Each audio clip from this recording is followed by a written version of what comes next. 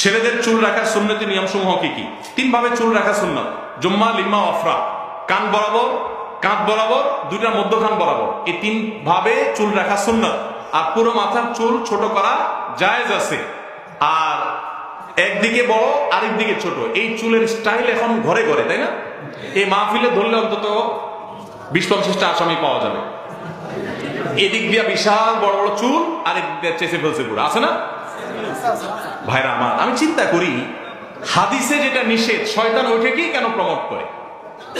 আপনারা অনেকে জানেন না হয়তো, নবী সাল্লাল্লাহু আলাইহি সাল্লাম কাজা করতে নিষেধ করেছেন। কাজা মানে হলো মাথার এক পাশে চুল আছে, আরেক পাশে চেঁচে ফেলছে।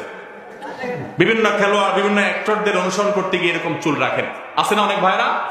এটা গুনাহের কথা, এবং এরকম চুল রাখা জায়েজ নাই, এগুলো উদ্ভট।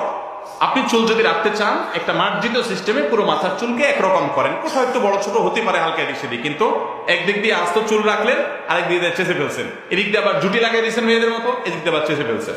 এরকম বিভিন্ন রকম করে চুল রাখা জায়েজ নাই। আল্লাহ আমাদের বোঝার তৌফিক দান করুন।